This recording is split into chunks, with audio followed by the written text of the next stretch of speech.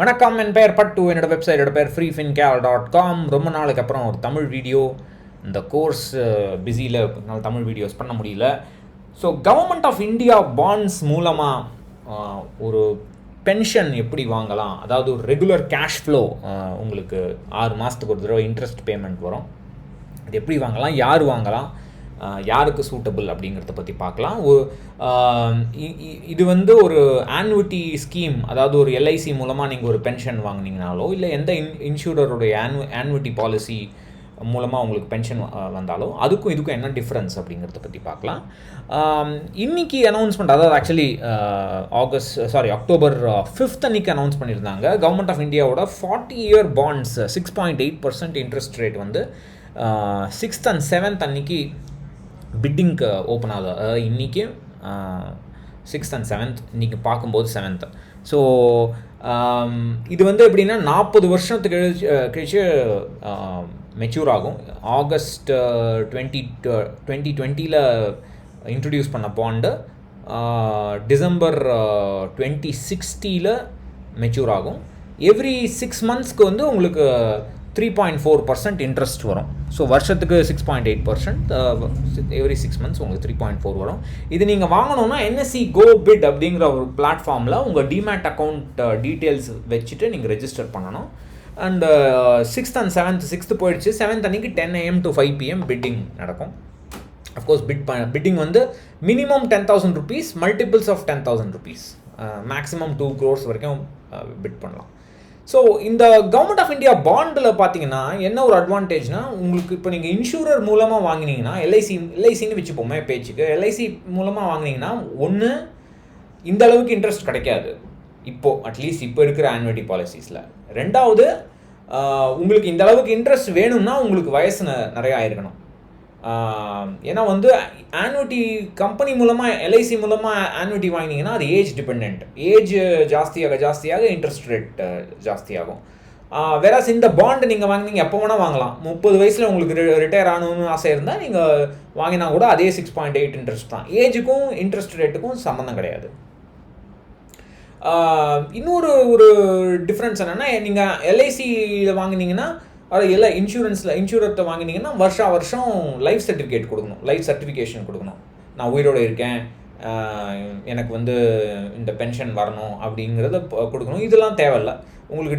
நீங்கள் எந்த டிமேட் அக்கௌண்ட்டில் எந்த பேங்க் அக்கௌண்ட் சொல்லியிருந்தீங்களோ அந்த பேங்க் அக்கௌண்ட்டுக்கு கரெக்டாக இன்ட்ரெஸ்ட் வந்துடும் 6 மாதத்துக்கு ஒரு தடவை. Of course government of India bond, so இதில் ஒன்றும் பயப்பட வேண்டிய அவசியம் இல்லை. ரெண்டாவது, இது வந்து ஆர்பிஐ பாண்டு கிடையாது. ஆர்பிஐ வந்து முதல்ல வந்து ஒரு 7.75% பாண்டு கொடுத்துருந்தாங்க. அதில் வந்து குமுலேட்டிவ் ஆப்ஷன் இருந்தது. அதாவது இன்கம் வராமல் ஃபைனலாக மெச்சூரிட்டி வேல்யூ பே பண்ணுவாங்க. அந்த ஆப்ஷன் எடுத்துகிட்டு ஆர்பிஐ ஃப்ளோட்டிங் ரேட் பாண்டுன்னு கொண்டு வந்தாங்க ஒரு 2 மாதம் முன்னாடி, ஐ திங்க். அதுக்கும் சம்மந்தம் கிடையாது. இது வந்து டைரெக்டாக கவர்மெண்ட் ஆஃப் இந்தியாவிலேருந்து வர பாண்டு. ஆர்பிஐ தான் மேனேஜ் பண்ணுவாங்க அந்த ஆப்ஷன் எல்லாம், பட் இஷ்யூவர் வந்து கவர்மெண்ட் ஆஃப் இந்தியா. ரெண்டாவது வந்து உங்களுக்கு ஒரு சில டிஃப்ரென்சஸ் இருக்குது. உங்களுக்கு face value of the bond, அதாவது இஷ்யூ பண்ணும்போது பாண்டுடைய ப்ரைஸ் வந்து 100 ரூபாய். இப்போ வந்து செகண்டரி ஆக்ஷனால் செகண்ட் டைம் ரீசேல் பண்ணுறதுனால அவங்க வந்து 107 ரூபாய் ஆயிடுச்சு ப்ரைஸு. பட் 40 வருஷ பாண்டுக்கு 107 ரூபாய் ப்ரைஸுங்கிறது 6.8% இன்ட்ரெஸ்ட்டுங்கிறது நல்ல டீல் தான் என்னை பொறுத்த வரைக்கும். பட் யார் வாங்கலாம் அப்படிங்கிறது முதல்ல முக்கியம். பட் அதுக்கு போகிறதுக்கு முன்னாடி நீங்கள் பிட் பண்ணால், ஜஸ்ட் பிகாஸ் நீங்கள் பிட் பண்ணுறதுனால உங்களுக்கு கிடைக்குங்கிற கேரண்டி கிடையாது. ஏன்னா நீங்கள் வாங்க தான் ட்ரை பண்ண போகிறீங்க. இது என்ன, இந்த பிட்டிங்க்கு பேர் நான் காம்படிட்டிவ் பிட்டிங் அப்படின்னு சொல்லுவாங்க. அதாவது இது வந்து மார்க்கெட் ப்ரைஸில் நீங்கள் வாங்கலை. முதல்ல தாதாக்கள், இன்ஸ்டிடியூஷன்ஸு, அதாவது பென்ஷன் ஃபண்ட்ஸு,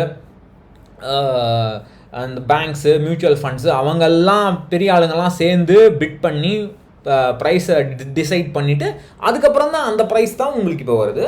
நீங்கள் எல்ஐசியில் பாலிசி எடுத்தால் கூட அவங்க கொடுக்குற பென்ஷன் இந்த பாண்ட்ஸ் மூலமாக வர இன்ட்ரெஸ்ட்டாக தான் இருக்கும். ஸோ நீங்கள் இந்த பாண்ட் வாங்கினீங்கன்னா மிடில் மேனை எலிமினேட் பண்ணுறீங்க மெயினாக. அதனால தான் உங்களுக்கு அந்த இன்ட்ரெஸ்ட் ரேட் ஜாஸ்தி. அஃப்கோர்ஸ் நேச்சுரலி எல்லா பென்ஷன், எல்லா இன்ட்ரெஸ்ட் ரேட் இன்கமும் டாக்ஸபிள் ஆஸ் பர் ஸ்லாப். இந்த இன்ட்ரெஸ்ட் இன்கமும் taxable as per slab.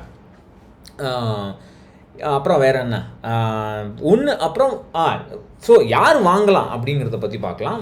So first of all வந்து இது வந்து 6 மாதத்துக்கு ஒரு தடவை தான் வர இன்கம், உங்களுக்கு இன்ட்ரெஸ்ட் இன்கம். ஸோ உங்களுக்கு அது நடுவில் மேனேஜ் பண்ணுறதுக்கு உங்களுக்கு காசு இல்லைன்னா நீங்கள் இதை வாங்கக்கூடாது.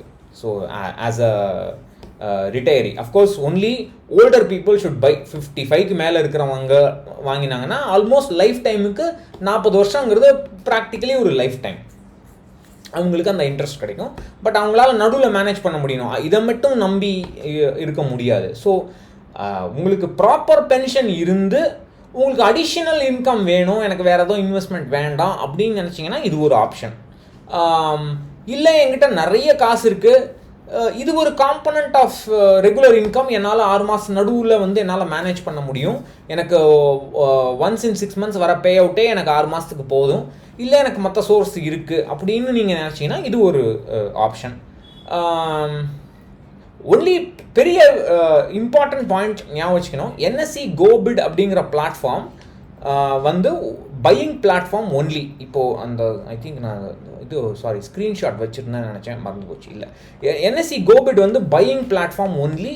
நீங்கள் வந்து விற்கணும்னா உங்களுடைய டிமேட் அக்கௌண்ட் வழியாக விற்கலாம். பட் அந்த டிமேட் அந்த டெபாசிட்டரி பார்ட்டிசிபெண்ட், அதாவது அந்த டிமேட் ப்ரொவைடர் வந்து என்எஸ்சியில் ட்ரேடிங் மெம்பராக இருக்கணும். Of course most of the big demat popular டிமேட்ஸ்லாம் என்எஸ்சியில் ஆட்டோமேட்டிக்காக ட்ரேடிங் மெம்பராக தான் இருப்பாங்க, அது ப்ராப்ளம் இல்லை.